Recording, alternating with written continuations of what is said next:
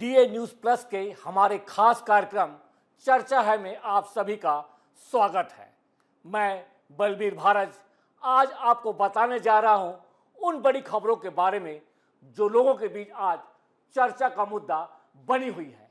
आज चर्चा में सबसे पहले हम जिस मुद्दे की बात करेंगे वह है बांग्लादेश में हो रही हिंसा।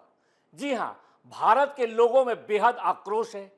विपक्ष केंद्र सरकार के साथ इस मुद्दे पर खड़ा हुआ है। देश और विदेश के विभिन्न हिंदू संगठन आक्रोशित है। हिंदुओं के खिलाफ बांग्लादेश में हो रही हिंसा और अत्याचार के खिलाफ पूरे देश में प्रदर्शन हो रहे हैं। स्थानीय प्रशासन के मार्फत प्रदर्शन कर रहे संगठन केंद्र सरकार को ज्ञापन भेज रहे हैं। इन ज्ञापनों में बांग्लादेश में हिंसा के खिलाफ सख्त कदम उठाने भारत सरकार से अपील की जा रही है। कई देशों की सरकारों ने भी बांग्लादेश की अंतरिम सरकार से कहा है कि हिंसा आपके यहाँ हो रही है जिस पर कंट्रोल की जरूरत है। भारत सरकार इस गंभीर मुद्दे को लेकर चिंतित है और बांग्लादेश पर सरकार की नज़र बराबर है। वह इंतजार में है कि बिना सख्त कदम उठाए कोई बीच का शांतिपूर्वक रास्ता इस मामले को सुलझा जाए। फिलहाल बांग्लादेश का जो लोकतंत्र है वो सेना के बूटों के नीचे है। आपको बता दें, शेख हसीना के बांग्लादेश छोड़ने के बाद पड़ोसी देश में धार्मिक उन्माद चरम पर है। मंदिरों पर हमले हो रहे हैं। आरती और पूजा पाठ को भी कट्टरपंथियों ने प्रतिबंधित कर दिया है। हिंदू महिलाओं के साथ बदसलूकी और अल्पसंख्यकों को डराने धमकाने की खबरें भी आ रही हैं। हाल ही में इस्कॉन के संत और हिंदू नेता चिन्मय कृष्ण दास को देशद्रोह के आरोप में जेल भेज दिया गया। इसके अलावा उनके 3 सहयोगियों को भी गिरफ्तार किया गया। भारत आ रहे इस्कॉन के 63 संतों को बॉर्डर पर रोक दिया गया। जी हां, आपको बता दें कि इस्कॉन के 63 संत भारत आ रहे थे जिन पर बॉर्डर पर उन्हें रोका गया और उन्हें वापस बांग्लादेश भेजा गया। अधिवक्ता सैफुल इस्लाम अलिफ की हत्या के बाद चटगांव की हिंसा भड़क गई। इसमें हिंदू समुदाय को जिम्मेदार ठहराते हुए बांग्लादेश सरकार ने गिरफ्तारियां की। इस सामूहिक गिरफ्तारी से बांग्लादेश में हिंदू दहशत में है। बांग्लादेश में हिंदुओं को प्रताड़ित करने का सिलसिला जारी है। इस बीच बांग्लादेश में हिंदुओं पर हमले का मुद्दा ब्रिटेन की संसद में भी उठा है। यूके की संसद में इस बात पर चिंता जताई गई कि बांग्लादेश में न सिर्फ हिंदुओं को निशाना बनाया जा रहा है बल्कि धार्मिक नेताओं को गिरफ्तार भी किया जा रहा है। इंडो पैसिफिक के प्रभारी विदेश कार्यालय मंत्री कैथरीन वेस्ट ने कहा, पिछले महीने बांग्लादेश यात्रा के दौरान वहां की अंतरिम सरकार ने आश्वासन दिया था कि अल्पसंख्यक समुदाय की मदद की जा रही है। मंत्री कैथरीन वेस्ट ने आगे कहा कि हम राजद्रोह के आरोप में हिंदू नेता चिन्मय प्रभु की गिरफ्तारी के बाद भारत की चिंता से परिचित है। ब्रिटेन का विदेश राष्ट्रमंडल और विकास कार्यालय इन घटनाओं पर बारीकी से नज़र जमाए हुए है।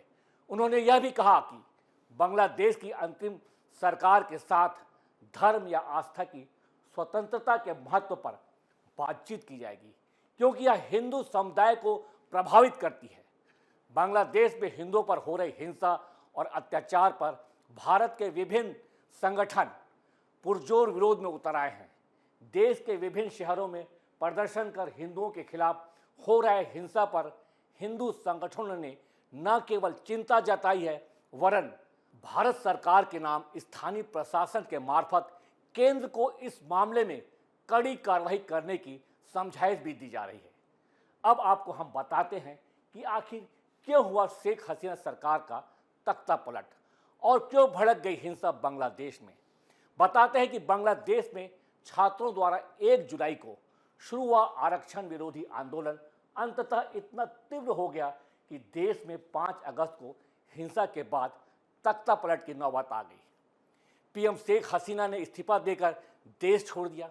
इसके पहले 1 जुलाई को बांग्लादेश में 2018 में खत्म की गई आरक्षण व्यवस्था वापस लौट आई थी जिसके विरोध में युवा सड़कों पर उतर आए थे। जी हाँ, शेख हसीना सरकार ने आरक्षण की जो व्यवस्था है उसे वापस ले आया था और इस आरक्षण का युवा विरोध कर रहे थे और इसको लेकर वो सड़कों पर उतर आए थे।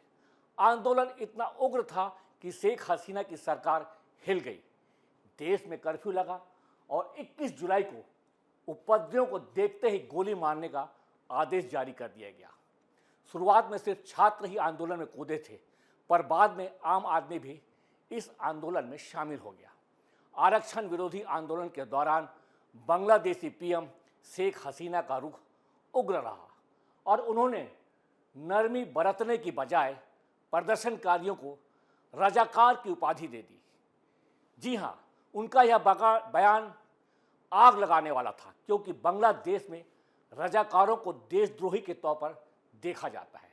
रजाकारों ने पूर्वी पाकिस्तान में पाकिस्तान सरकार के लिए मुखबिरी के काम किया था और बांग्लादेशियों को यातनाएं दी थी। आपको बता दें, स्वतंत्र राष्ट्र के लिए जिन लोगों ने लड़ाई लड़ी, उन्हें और उनके बच्चों को 1972 में सरकारी नौकरियों में 30% आरक्षण देने की घोषणा की गई थी। बाद में वहां महिलाओं के लिए 10%, पिछड़े इलाकों के लोगों के लिए 10%, इंडिजिनस के 5% और विकलांगों के लिए 1% सीट नौकरियों में आरक्षित की गई थी। इससे सरकारी नौकरियों की कुल 56% सीट आरक्षित हो गई थी। इसी आरक्षण नीति के खिलाफ बांग्लादेश के युवा सड़कों पर उतर आए थे। यह आंदोलन इतना बढ़ा कि तख्ता पलट की स्थिति बन गई। बांग्लादेश में हिंदुओं पर हो रही हिंसा और अत्याचार पर भारत के विभिन्न हिंदू संगठन विरोध में उतर आए। संगठन देश के विभिन्न शहरों में प्रदर्शन कर रहे हैं और इसके खिलाफ आंदोलन उठा रहे हैं। इधर विदेश मंत्री एस जयशंकर ने इस पूरे मामले की गंभीरता को देखते हुए संसद को सूचित किया कि केंद्र सरकार ने हिंदुओं और अन्य अल्पसंख्यकों के खिलाफ हिंसा की घटनाओं को गंभीरता से लिया है और बांग्लादेश में अंतरिम सरकार के साथ अपनी चिंताओं को साझा किया है। जबकि यह भी समाचार है कि शांति के लिए नोबेल पुरस्कार से सम्मानित मोहम्मद यूनुस, जो अभी अंतरिम सरकार के सर्वे सर्वा हैं, हिंदू विरोधी हिंसा पर मौन रहकर हिंदुओं के खिलाफ हो रही हिंसा को बढ़ावा देने का काम कर रहे हैं। और जिस तरह से अंतरिम सरकार ने चिन्मय कृष्ण दास की गिरफ्तारी के मामले को हैंडल किया है, वह दर्शाता है कि सरकार बोल कुछ रही है पर कर कुछ और रही है। अंतरिम सरकार पर एक तरह से सेना ने कब्जा कर रखा है, जो किसी भी लोकतांत्रिक देश के भविष्य के लिए अच्छा नहीं होता। सेना की जबरन दखल अंदाजी इस बात का संकेत है कि बांग्लादेश की सरकार क्या इससे उबर कर अपने लोकतंत्र के हितों को रक्षा कर पाने में सफल होगी, यह वह भी पाकिस्तान की जनता की तरह सेना के बूट के नीचे दबी रहेगी। जी हाँ, बहुत सारे सवाल अभी अनुत्तरित हैं, लेकिन फिर भी हम आपको बता दें कि जिस तरीके से बांग्लादेश में हिंदुओं के खिलाफ अत्याचार हो रहे हैं, हिंसा हो रहे हैं, उससे भारत पूरी तरीके से उबल रहा है। भारत के लोग उबल रहे हैं और सरकार पर अपना दबाव बना रहे हैं कि बांग्लादेश के खिलाफ कोई कड़ी कार्रवाई की जाए। सरकार फिलहाल इस मूड में है कि अगर कोई बीच का रास्ता निकल जाता है तब तो ठीक है, लेकिन अगर यह रास्ता नहीं निकलता है तो अंततः सरकार को भी कड़े कदम उठाने मजबूर होना पड़ेगा। आपको बता दें कि देश दुनिया के बहुत सारे देश भी इस बात को लेकर चिंतित हैं कि बांग्लादेश में हिंदुओं अल्पसंख्यकों के खिलाफ हिंसा जारी है। इंग्लैंड ने तो सीधे सीधे इस मामले में दखल देने की बात कही है। ऐसे ही बातें और देशों से भी सुनने को मिल रही हैं। फिलहाल आपको हम ये बता दें कि बांग्लादेश की स्थिति अभी भी संभली नहीं है। करीब करीब 5 महीने को हो आए हैं। बावजूद बांग्लादेश की जो अंतरिम सरकार है, जिस पर काबिज हैं मोहम्मद यूनुस, जी हाँ, जिन्हें शांति का नोबेल पुरस्कार मिला है, ऐसे व्यक्ति के हाथों में बांग्लादेश की अंतरिम सरकार है। लेकिन सरकार सिर्फ कहने भर की उनके हाथों में है, क्योंकि सरकार के पीछे जो सेना खड़ी है वह पूरी तरीके से बांग्लादेश में हो रहे सारे कारनामों को अंजाम दे रही है।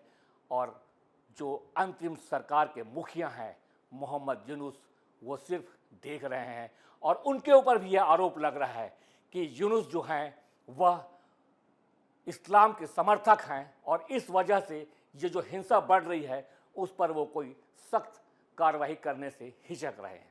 फिलहाल बांग्लादेश की जो स्थिति है वो हमने आपको बताई। आगे आने वाले दिनों में और क्या कुछ होगा यह हम आपको फिर किसी चर्चा में बताएंगे, लेकिन फिलहाल हम आपको इतना तो कह ही सकते हैं कि बांग्लादेश में हिंदुओं की जो स्थिति है वह ठीक नहीं है।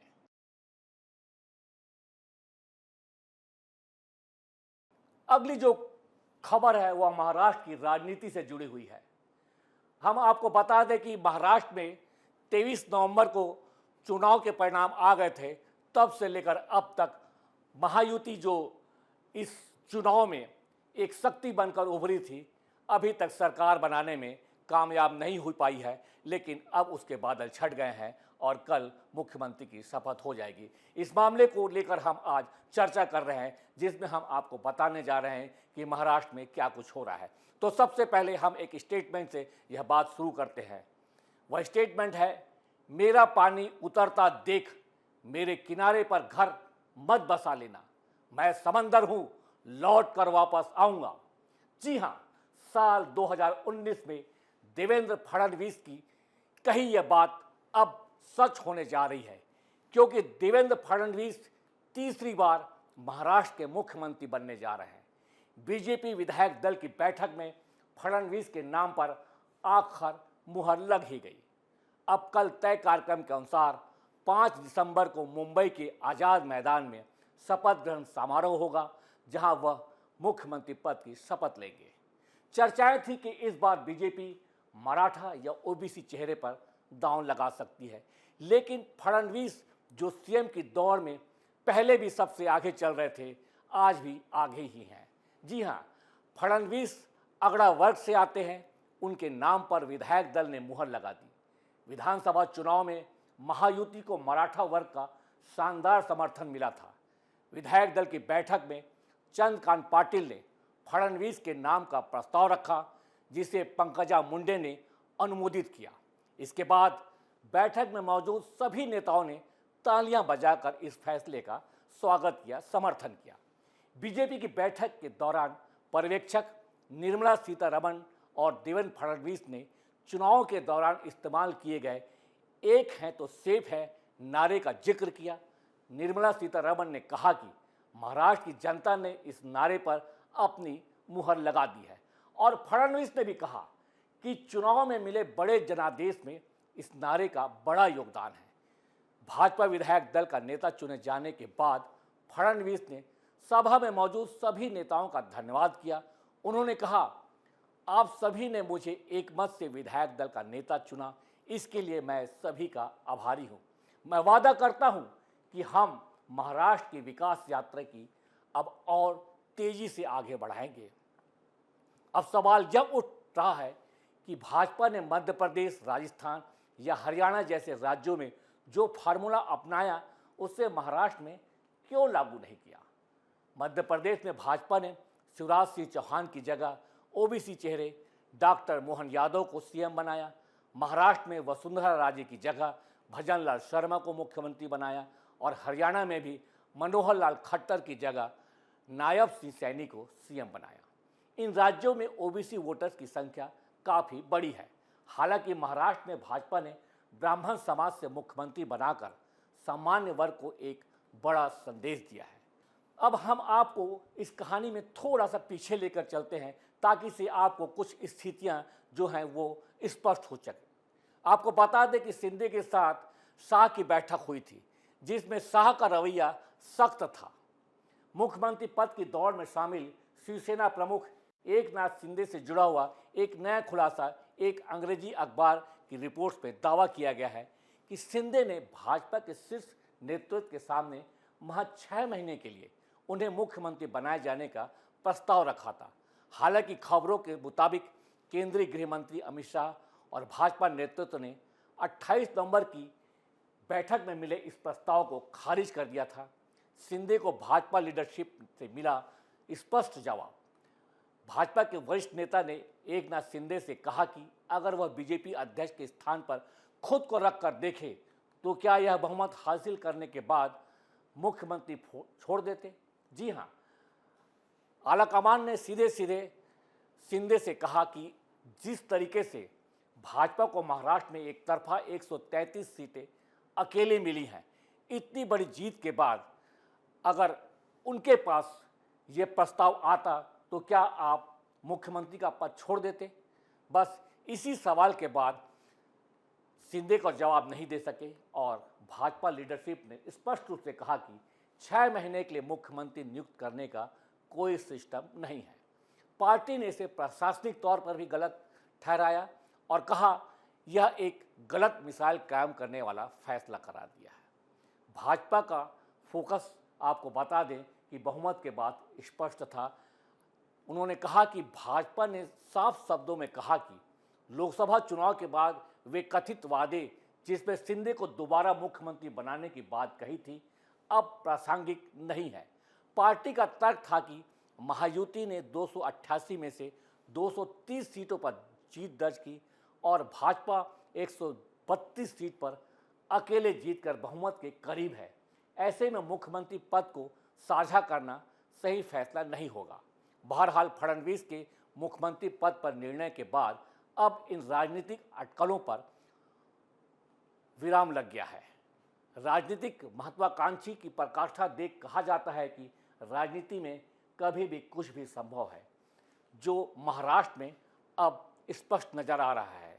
महाराष्ट्र में अभी तक जो सरकार की बनने के मार्ग में जो अड़चनें थी, उसमें मुख्य रूप से रोड़ा जो नज़र आ रहे हैं, जो राजनीतिक विश्लेषक और राजनीतिक घटनाक्रम बता रहे हैं, उसके हिसाब से यह स्पष्ट लग रहा है कि एकनाथ शिंदे की अड़ने की वजह से महाराष्ट्र का जो सरकार गठन का जो सिलसिला है, जो 1-2 दिन में पूरा हो जाना चाहिए था, पूरे 10 दिन इसमें निकल गए। कभी शिंदे को मनाने में, तो कभी शिंदे को प्रलोभन देने में। जी हाँ, शिंदे को जब डिप्टी सीएम के पद की ऑफर की गई तो उन्होंने कहा था कि डिप्टी सीएम का पद हम तभी लेंगे जब हमें गृह मंत्री का प्रभार मिलेगा। और इस बात को लेकर देवेंद्र फडणवीस पूरी तरीके से अड़ गए कि नहीं, यह संभव नहीं है, क्योंकि प्रदेश सरकार का सबसे महत्वपूर्ण विभाग होता है गृह विभाग, और वो हमारे पास ही रहेगा, यानी कि भाजपा के पास ही रहेगा। तो ऐसी अड़चनें आती रहीं और शिंदे कभी मानते थे, कभी रूठते थे, और यही सिलसिला चलते चलते पूरे इसी सिलसिलों के दौर में, रूठने मनाने के दौर में 10 दिन सरकार बनने का जो समय था वो टलता रहा। अंततः भाजपा ने एक कठोर निर्णय लिया और कहा कि सरकार 5 तारीख को बन जाएगी, 4 तारीख को बैठक होगी।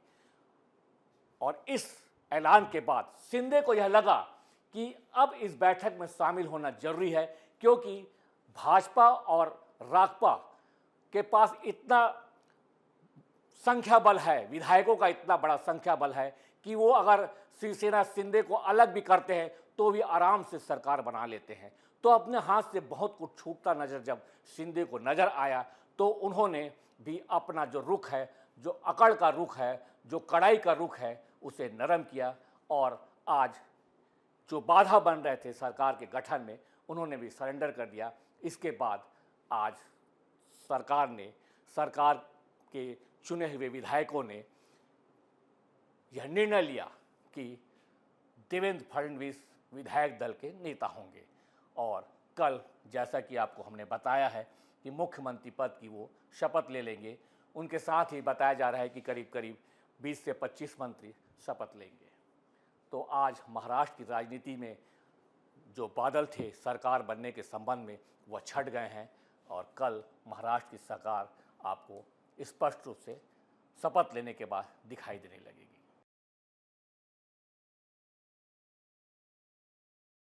इस कड़ी में अगली एक और बड़ी खबर है जो आज के चर्चा में शामिल है, वो है संभल की घटना को लेकर। दरअसल उत्तर प्रदेश के हिंसा प्रभावित संभल की घटना को लेकर आज पीड़ित परिवारों से मिलने के लिए लोकसभा के विपक्ष के नेता राहुल गांधी और कांग्रेस सांसद प्रियंका गांधी दिल्ली बॉर्डर पर पहुंचे, लेकिन पुलिस ने उन्हें रोक लिया। जी हां, दोनों संभल जाकर पीड़ित परिवारों से मिलने की मंशा रखते थे, लेकिन गाजियाबाद बॉर्डर पर ही पुलिस ने उन्हें रोक लिया। इस बीच करीब 2 घंटे तक चली खींचतान के बाद दोनों नेताओं को वापस दिल्ली लौटना पड़ा। गाजीपुर बॉर्डर पर भारी ट्रैफिक जाम हो गया, जिससे लोगों को काफ़ी परेशानी हुई। कांग्रेस नेता प्रियंका गांधी ने पुलिस के इस कदम पर तीखा हमला किया। राहुल गांधी ने कहा, मैं नेता प्रतिपक्ष हूं, यह मेरा संवैधानिक अधिकार है, मुझे रोका नहीं जा सकता, मुझे पीड़ितों से मिलने का अधिकार है। मैंने यूपी पुलिस से कहा कि मैं अकेले ही जा सकता हूं, लेकिन उन्होंने यह भी नहीं माना। गाजीपुर सीमा पर राहुल गांधी ने मीडिया से बातचीत की और कहा कि हम संभल जाना चाहते हैं, लेकिन पुलिस रोक रही है। लोकसभा में नेता प्रतिपक्ष के नाते मुझे वहां जाने का अधिकार है और आपको बता दें कि राहुल गांधी उत्तर प्रदेश से ही सांसद है। उन्होंने कहा कि मुझे जाने देना चाहिए था पुलिस को, लेकिन उन्होंने मुझे रोका। उन्होंने आगे कहा, मैं अकेले जाने के लिए भी तैयार था, लेकिन पुलिस ने यह भी नहीं माना। अब कह रहे हैं कि कुछ दिन बाद हम फिर जाएंगे। जी हाँ, ऐसे बताया जा रहा है कि 6 तारीख को राहुल गांधी और प्रियंका गांधी संभल जाने के लिए फिर से तैयार है। राहुल गांधी ने संविधान की प्रति दिखाते हुए कहा, यह लोकतंत्र के खिलाफ है। हम वहां जाकर देखना चाहते हैं कि आखिर वहां क्या कुछ हुआ है और लोगों से मिलना चाहते हैं, लेकिन मुझे मेरे संवैधानिक अधिकार से वंचित किया जा रहा है। यह भारत में संविधान को खत्म करने की कोशिश है, लेकिन हम लड़ते रहेंगे। जी हाँ, राहुल गांधी ने पूरी गरज बरज के साथ यह बातें मीडिया के सामने कहीं। इसी बीच एक वरिष्ठ पुलिस अधिकारी ने बताया कि राहुल गांधी, प्रियंका गांधी और अन्य वरिष्ठ नेताओं का काफिला गाजीपुर सीमा पर पहुंचा था। पुलिस ने उन्हें अवरोधक लगाकर रोका और भारी पुलिस बल तैनात किया। गाजियाबाद के पुलिस आयुक्त ने बताया कि संभल की शांति व्यवस्था बनाए रखने के लिए 31 दिसंबर तक निषेधाज्ञा लागू रहेगी। इसके अलावा बाहरी व्यक्तियों के प्रवेश पर रोक को 10 दिसंबर तक बढ़ा दिया जाएगा, जो पहले 9 दिसंबर को समाप्त होने वाली थी। वहीं आपको बता दें कि यूपी के संभल में शाही जामा मस्जिद के सर्वे को लेकर 24 नवंबर को हिंसा भड़की थी। इसके बाद से यूपी में नहीं, पूरे देश में सियासी बवाल मच गया। जब अदालत ने मुगल कालीन मस्जिद का सर्वे कराने का आदेश दिया था, यह दावा किया था कि इस स्थल पर पहले हरिहर मंदिर था। 24 नवंबर को दूसरे सर्वे के दौरान हिंसा भड़क उठी, जब प्रदर्शनकारी मस्जिद के पास एकत्र हुए और सुरक्षा कर्मियों से भिड़ गए, जिसके बाद पथराव और आगजनी हुई। झड़पों में 4 लोगों की मौत हो गई और कई अन्य घायल हो गए। वहीं संभल की घटना को लेकर सपा प्रमुख अखिलेश यादव ने भी अपने उद्गार व्यक्त किए हैं। उन्होंने कहा, संभल में जो अचानक घटना हुई है वो एक सोची समझी साजिश के तहत हुई है और संभल में भाईचारे को गोली मारने का काम हुआ है। देश भर में भारतीय जनता पार्टी और उसके सहयोगियों जो बार बार खुदाई की बात कर रहे हैं, ये खुदाई हमारे देश का सौहार्द, भाईचारा, गंगा जमुनी तहजीब को खो देगा। ये सोची समझी साजिश है। जी हाँ, अखिलेश भी इस पूरे मामले को लेकर भरे हुए हैं और उनका कहना है कि ये जो मस्जिद के नीचे मंदिर की खुदाई की बात हो रही है, उससे देश का जो गंगा जमुनी तहजीब है वह बिखर जाएगी। हालांकि अभी इस मामले पर सुप्रीम कोर्ट ने यथास्थिति बनाए रखने की बात कही है, लेकिन फिर भी क्योंकि इस मामले में चिंगारी भड़क उठी है, तो इसलिए यह फिलहाल अभी कह तो नहीं सकते, लेकिन मामला बड़ा पेचीदा हो पड़ा है कि क्या सरकार इस मामले को कैसे लेती है।